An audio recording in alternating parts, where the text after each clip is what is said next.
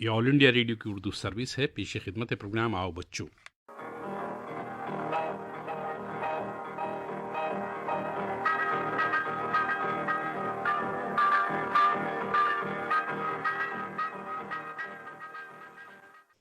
आओ बच्चों प्रोग्राम के तमाम सामीन की खिदमत में नईम का पुरखुलूस आदाब और सभी नन्हे दोस्तों को भी बहुत सारा प्यार।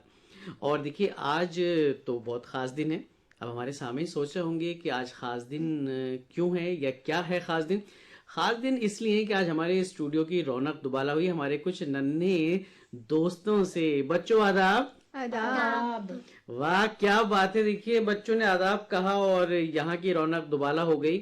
और अभी सबका तारुफ जानेंगे और उसके बाद उनसे सुनेंगे भी बहुत कुछ और सुनाएंगे। मैं हूँ जहाँ है वहाँ मेरे पापा। वेरी गुड, मेरे पापा, मेरे पापा, शाबाश। मेरे पापा, मेरे पापा, तुम सासों की सास हो, तुम सासों की सास हो, शाम सहर मेरे पास हो, जहाँ मेरे आंसू ये डले वहीं मुझे हंस के मिले।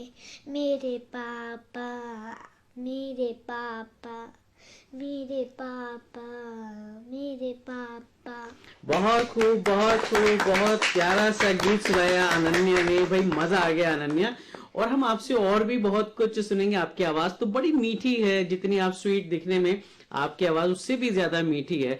और अनन्या हम तैयार रहिएगा, हम आपसे कुछ और भी सुनेंगे फिर। तो देखिए कितना खूबसूरत दिलकश गीत सुनाया हमारी छोटी सी जो दोस्त हैं अनन्या। और अब हम सारा से जानना चाहेंगे, सारा आज आप क्या सुना रही हैं हमारे सामीन को? तो सारा एक तकरीर सुनाने जा रही है हमारे सामीन को और सारा की तकरीर का मौजू है मादरी जबान। दुनिया के सभी मुल्कों में तालीम याफ्ता लोग की पहचान ये होती है कि वो अपनी मादरी ज़बान में अच्छे से काम कर सकता है। सिर्फ हिंदुस्तान ही एक ऐसा मुल्क है जहाँ तालीम याफ्ता इंसान वो समझा जाता है जिसे अपनी मादरी ज़बान अच्छे से आती हो या ना आती हो, लेकिन इंग्लिश में वो फ्लुएंट हो। दुनिया के दूसरे मुल्कों में पढ़े लिखे इंसान वो समझे जाते हैं जिसके घर में अपनी ज़बान की किताब हो और जिसे पता हो कि उसकी ज़बान का अच्छा राइटर या आदिब या पोएट या शायर कौन है और वक्त वक्त पर उनकी कौन सी किताबें शाया हो रही हैं। हिंदुस्तान में हालात दूसरी है। यहाँ अक्सर घरों में सजावट के सामान तो दिखाई देते हैं लेकिन अपनी ज़बान की किताबें नहीं दिखाई देती। और जब तक ये रिवाज कायम है, हमें अपने आप को तालीम याफ्ता मानने का सही हक नहीं है। इसका एक नतीजा ये है कि हिंदुस्तानी ज़बानों का लिटरेचर आजकल कम लोग पढ़ रहे हैं। इस नज़रिए में हिंदुस्तानी ज़बान के राइटर्स की किस्मत चीन, जापान, म्यांमार, इंडोनेशिया जैसे मुल्कों के राइटर्स से अच्छी नहीं है, क्योंकि सभी मुल्कों में पढ़े लिखे लोग अपनी ज़बान का लिटरेचर पढ़ते हैं, पर हिंदुस्तान में पढ़े लिखे लोग लिटरेचर इंग्लिश में ही पढ़ लेते हैं। उन्हें ये जानने का कोई शौक़ नहीं होता कि जिस समाज के वो लोग हैं उनकी ज़बान में लिटरेचर कैसे बयान किए जा रहे हैं। भाई वाह, बहुत अच्छे, बहुत अच्छे और बड़ी प्यारी सी इन्होंने तकरीर सुनाई। देखिए बहुत अच्छी बात कही है सारा ने कि अपनी मादरी ज़बान को हमें नज़रअंदाज नहीं करना चाहिए। और बच्चों आप तो जानते हैं मादरी ज़बान क्या होती है। जहाँ हम जिस मुल्क में हम रहते हैं वहाँ की जो ज़बान होती है वो मादरी ज़बान कहलाती है। अब हमारी मादरी ज़बान जो है वो हिंदी है, हम हिंदी पढ़ते हैं, उसके अलावा हम उर्दू भी पढ़ते हैं, इंग्लिश भी पढ़ते हैं और दीगर इलाकाई ज़बानें जो हैं उनको भी पढ़ते हैं। लेकिन हमें अपनी मादरी ज़बान का जो है ख़ास ख्याल रखना चाहिए, उसमें ज़्यादा से ज़्यादा लिटरेचर पढ़ना चाहिए और उसको जो है फ़रोग़ देने में मदद करनी चाहिए। और ज़रूरी नहीं है कि आप बाहर की कोई ज़बान पढ़ के ज़्यादा कामयाब और काबिल बन सकते हैं, बल्कि आप अपनी मादरी ज़बान में भी उतनी ही कामयाबी हासिल कर सकते हैं जितनी दीगर ज़बानों को पढ़ने के बाद आप हासिल कर सकते हैं। और अब भाई बारी आती है, एक और हमारे नन्हे दोस्त स्टूडियो में मौजूद हैं, लेकिन उससे पहले हम एक नगमा अपने दोस्तों को सुनवाना चाहेंगे।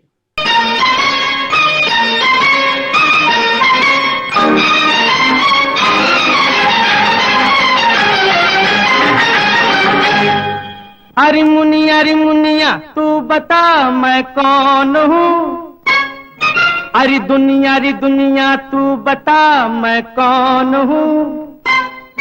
अरे मुनिया तू बता मैं कौन हूँ, अरे दुनिया तू बता मैं कौन हूँ। सिकंदर हूँ, कलंदर हूँ, मछंदर हूँ के बंदर हूँ, पहचानो जानो मैं कौन हूँ, पहचानो जानो मैं कौन हूँ।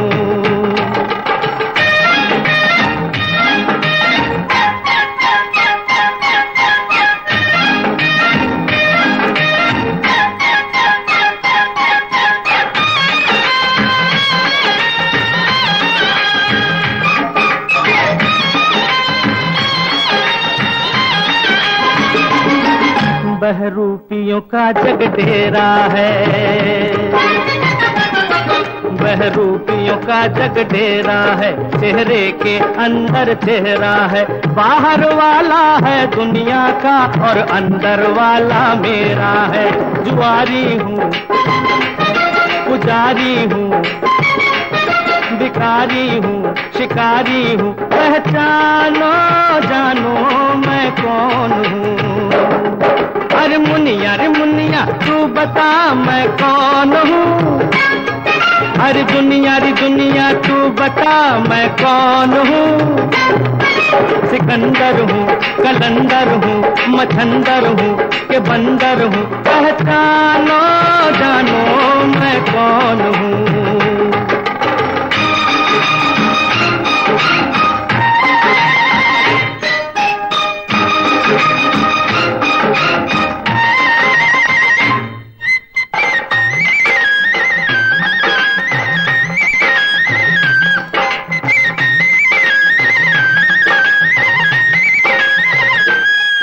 मैं कोई खिलौने वाला हूँ, मैं कोई खिलौने वाला हूँ, क्या जादू टोने वाला हूँ। देखो ना तंग करो मुझको वरना मैं रोने वाला हूँ। मैं झूठा हूँ कि सच्चा हूँ, मैं बच्चा हूँ कि काशी सच्चा हूँ। पहचानो जानो मैं कौन हूँ।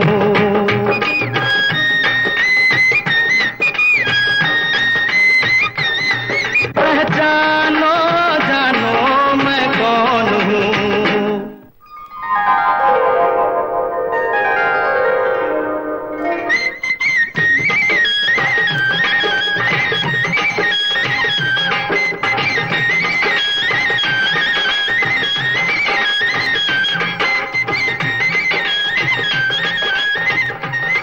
और बच्चों ये नगमा आपने सुना, कितना खूबसूरत नगमा था। आपको अच्छा लगा ये नगमा?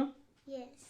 वाह क्या बात है भाई, आपको भी कैसा लगा? बहुत अच्छा था। बहुत अच्छा लगा। चलिए अब बारी आती है हमारी बराबर में एक और हमारे दोस्त बैठे हैं और इनका नाम तो आप जान ही गए, समन है।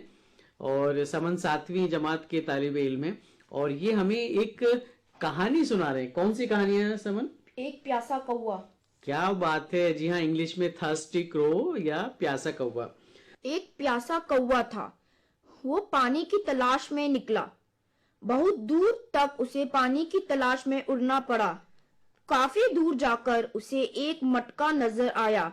मटके पे जाकर वो बैठ गया। जब उसने मटके में झांका तो मटके में पानी बहुत कम था। उसकी चोंच पानी तक नहीं पहुंच सकती थी। तब उसे एक तरकीब सूझी।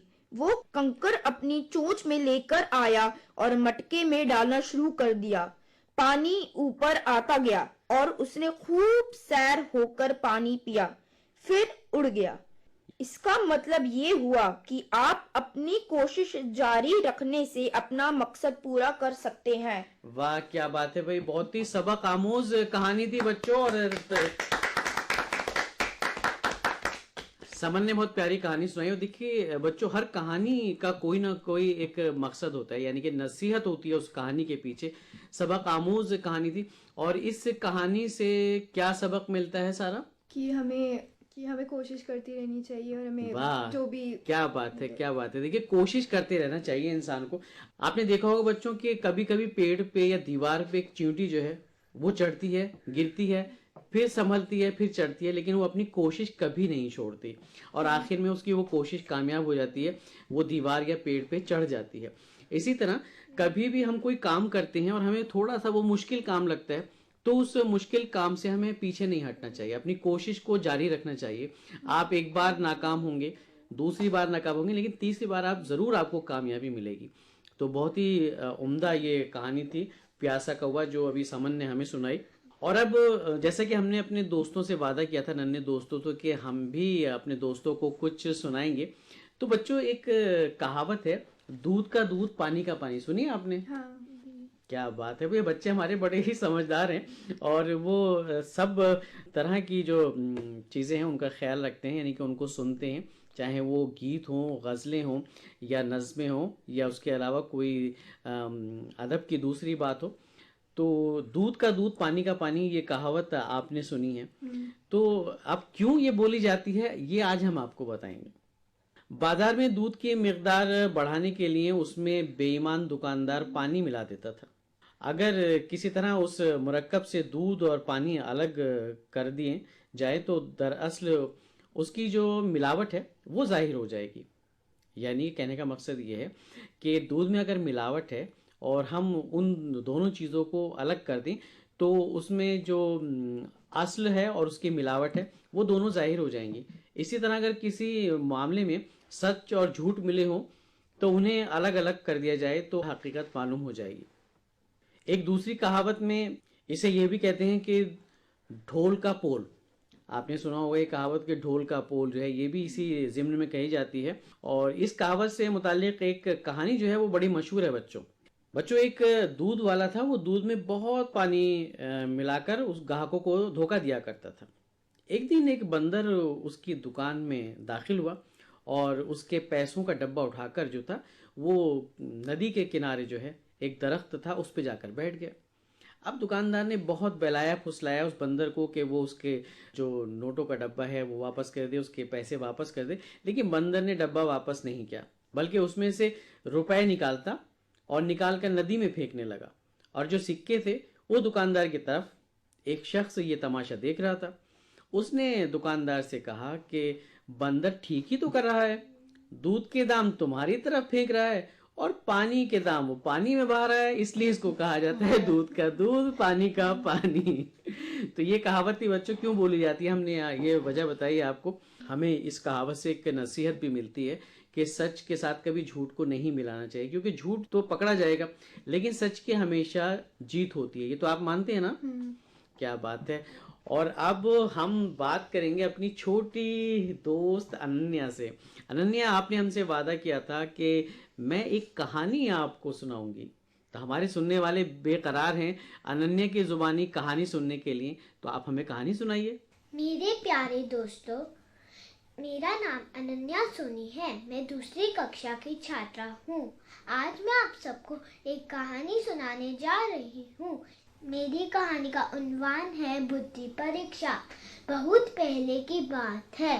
एक आश्रम में गुरुजी अपने शिष्यों को शिक्षा प्रदान करते थे। एक दिन गुरुजी के मन में एक विचार आया कि मैं इन शिष्यों की बुद्धि परीक्षा लूं और देखूं इनमें से सबसे अधिक निपुण शिष्य कौन है। अगले ही दिन गुरुजी ने अपने सब शिष्यों से कहा, मुझे अपनी पुत्री का विवाह करना है, परंतु उसके लिए मेरे पास कुछ नहीं है, तो मैं चाहता हूँ कि तुम उसके विवाह के लिए कपड़े जेवर की व्यवस्था करो, चाहे इसके लिए तुम्हें चोरी ही क्यों ना करनी पड़े। परंतु मेरी एक बहुत बड़ी शर्त है, इस चोरी में तुम्हें कोई ना देखे और यह चोरी बिल्कुल गुप्त होनी चाहिए। सब शिष्य मान गए। अगले ही दिन से वो चोरी करके जो भी लाते वो गुरुजी को दे देते। परंतु गुरुजी का एक शिष्य जिसका नाम भीमसेन था, वो चुपचाप उदास एक कोने में बैठा रहता था। गुरुजी ने उससे पूछा, पुत्र तुम उदास क्यों हो? तुम मुझे एक अंगूठी तक ला कर नहीं दी और तुम्हारे अन्य साथी मेरे लिए कुछ ना कुछ लाते ही रहते हैं। भीमसेन ने कहा, गुरुजी, आपकी एक बहुत बड़ी शर्त थी। इस चोरी में हमें कोई ना देखे और यह चोरी बिल्कुल गुप्त होनी चाहिए। गुरुजी ने कहा, हाँ पुत्र। भीमसेन ने कहा, पर इस आत्मा को, उस परमात्मा को तो सब पता है, तो मैं इस आत्मा से, उस परमात्मा से कैसे छुपाता। शिक्षा का सदुपयोगी ज्ञान है। हमें पढ़ाई सिर्फ इसलिए नहीं करनी चाहिए कि हम अच्छे अंकों से पास हो, भला हमें अपनी पढ़ाई को व्यवहारिक जीवन में भी उतारना चाहिए। क्या बात है, क्या बात है। रंजन ने बहुत प्यारी कहानी सुनाई और इतनी छोटी सी है और इतनी सबक आमोज कहानी। मैं तो वाकई, मुझे बड़ी हैरत है और बहुत प्यारी सी कहानी थी भाई, बहुत मजा आ गया अनन्या। और आपने ये कहानी याद की और खास बात यह है कि बच्चों, इस कहानी में देखिए 2 नसीहतें हैं। सबसे पहली नसीहत तो यह है कि हमें झूठ नहीं बोलना चाहिए। हम जो भी काम करते हैं वो सारा काम ऊपर वाले को मालूम होता है कि आप अच्छा या बुरा क्या काम कर रहे हैं, वो सब देखता रहता है, जिसे हम नीली छतरी वाला कहते हैं। और दूसरी बात यह है, इसमें जो एक और नसीहत छुपी हुई है इस कहानी में, वो तालीम की अहमियत, यानी कि एजुकेशन की जो अहमियत है, वो इस कहानी में। हम जब पढ़े लिखे होंगे तो हमें अच्छे बुरे की तमीज होगी, हम ये जानेंगे क्या अच्छा है क्या बुरा है, और फिर हम आगे भी बढ़ेंगे। तो बहुत उम्दा कहानी थी भाई अनन्या की ये। और एक बार फिर से अनन्या के लिए जोरदार तालियां बजाएं। तो ये तो कहानी सुनाई अनन्या ने जो बहुत ही सबक आमोज थी। और अब सारा भी तैयारी कर रही है कुछ सुनाने की। सारा, आप क्या सुनाने जा रही हैं हमारे सामीन को? मैं एक नज्म सुना रही हूँ अल्लामा इकबाल की। जी सुनाइए। लब पे आती है दुआ बन के तमन्ना मेरी, जिंदगी शम्मा की सूरत खुदाया मेरी। दूर दुनिया का दम से अंधेरा हो जाए, हर जगह मेरे चमकने से उजाला हो जाए। हो मेरे दम से यूं ही मेरे वतन की जीनत, जिस तरह फूल से होती है चमन की जीनत। जिंदगी हो मेरी परवानी की सूरत या रब, इल्म की शम्मा से हो मुझको मोहब्बत या रब। हो मेरा काम गरीबों की हिमायत करना, दर्दमंदों से ज़ईफ़ों से मोहब्बत करना। मेरे अल्लाह बुराई से बचाना मुझको, नेक जो राह हो उसी राह पे चलाना मुझको। बहुत अच्छे, बहुत अच्छे, बहुत प्यारी नज्म है अल्लामा इकबाल की। बड़ी मशहूर नज्म है ये और बचपन में हम भी सुना करते थे, जैसे आज हमारे नन्हे नन्हे दोस्त सुना रहे। अब देखिए बच्चों, ये जो नज्म सुनी इसमें भी आपको एक नसीहत मिली, एक पैगाम है इसमें ना, बड़ा प्यारा सा पैगाम। इसमें बहुत सारे, वैसे तो यूं तो बहुत सारे पैगाम है, लेकिन सबसे अच्छा पैगाम इसमें ये है कि आप नेक राह पे चलें, नेक काम करें, दूसरों की मदद करें, गरीबों की मदद करें आप। अब जब हम गरीबों की मदद करते हैं और जो परेशान हाल होते हैं, तो उसके बाद हमें कितनी खुशी हासिल होती, खुशी मिलती है ना। कि अगर हम किसी को सड़क पार करने में उसकी मदद करें तो ये भी एक मदद में शामिल हो जाता है। या फिर आप किसी का छोटा सा कोई काम करते हैं, कोई ज़ईफ बुजुर्ग हैं उनका कोई काम आप कर देते हैं, या फिर बुजुर्गों को पढ़ाने का भी काम कर सकते हैं आप, या थोड़ा सा वक्त तो निकाल के उनके साथ खेलें, तो ये भी देखो एक मदद हो जाती है बुजुर्गों की। तो इसमें दूसरी इसमें नसीहत की तालीम हासिल करना बहुत अच्छी बात है, और तालीम हासिल करने के बाद आप कामयाब होते हैं। इससे पहले कि हम अनन्या से एक और नज्म सुने, हम अपने सभी दोस्तों को बताना चाहेंगे कि ऐसे रोबोट के बारे में जो टेबल टेनिस सिखाने वाला दुनिया का पहला रोबोट कोच है।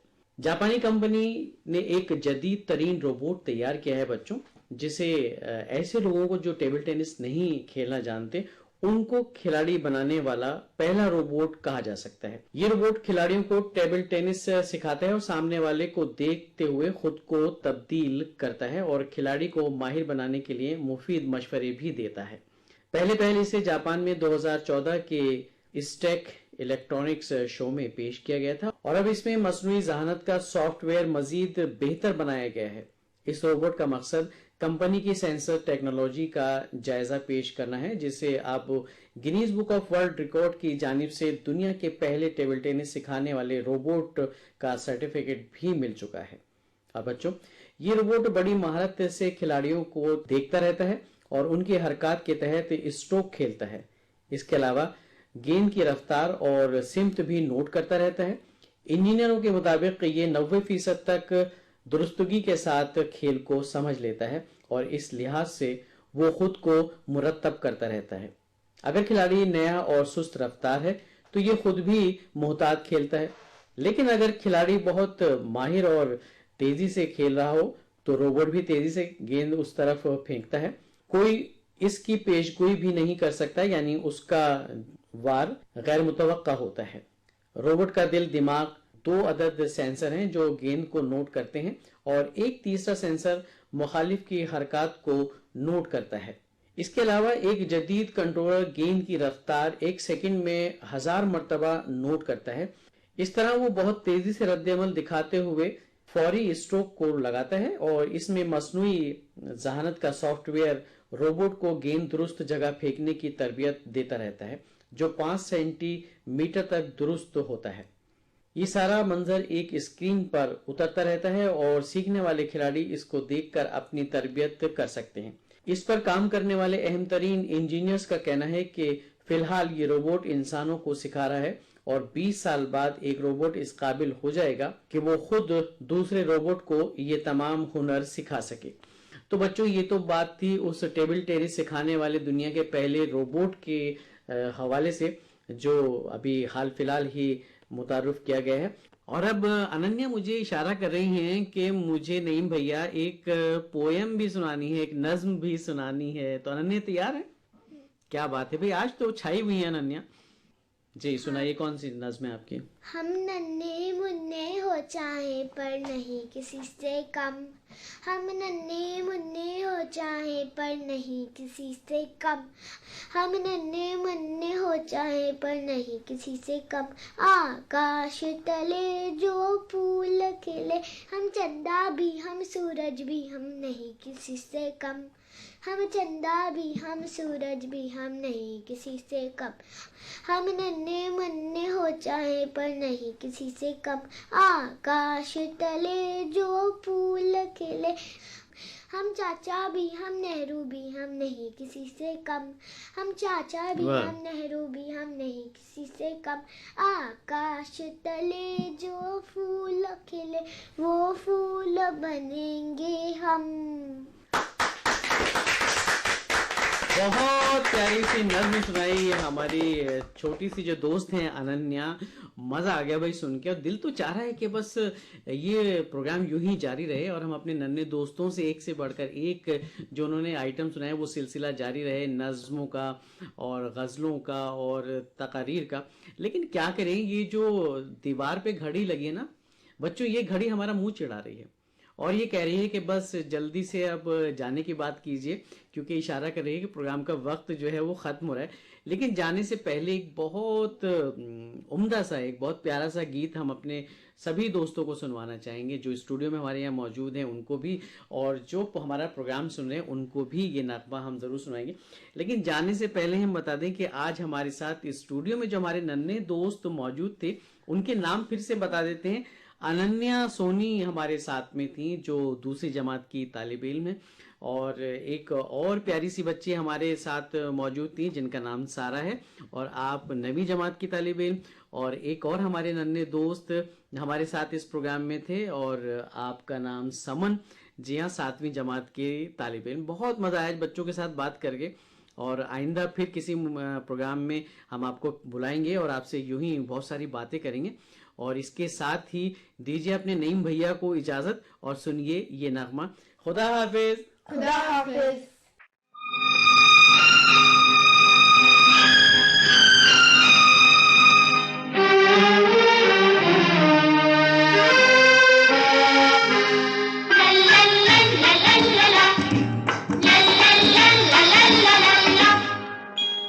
तारे तारे कितने नील गगन पे तारे, तारे तारे कितने नील गगन पे तारे, तारे तारे कितने नील गगन पे तारे। मेरी उम्र हो इतने साल जितने नील गगन पे तारे, तारे तारे कितने नील गगन पे तारे।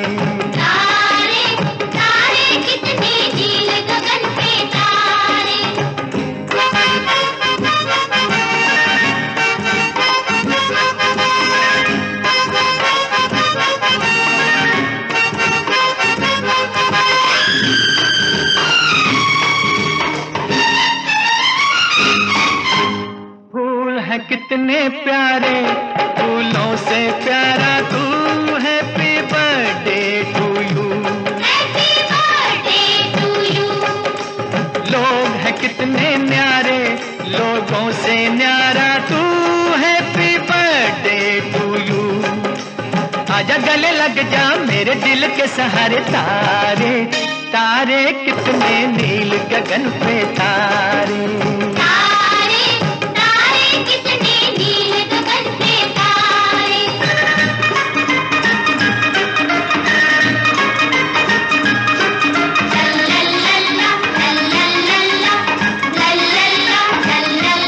La la la la la la la la la la।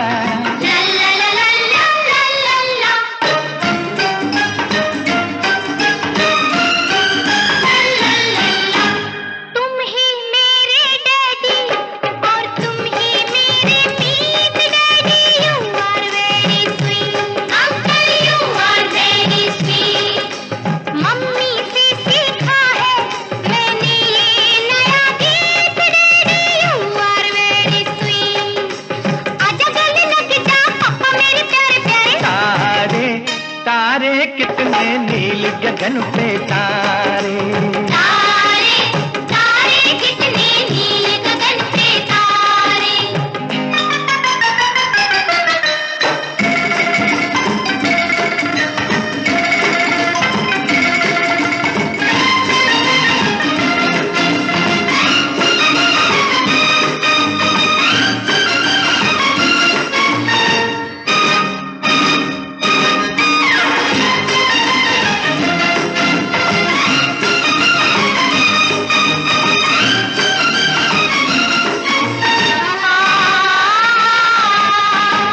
सालगिरह का ये दिन मुबारक मेरे लाल, जिए तू हजारों साल, तुझको कुछ हो जाए तो क्या हो मेरा हाल, जिए तू हजारों साल। आजा गले लग जा मेरे राज दुलारे, तारे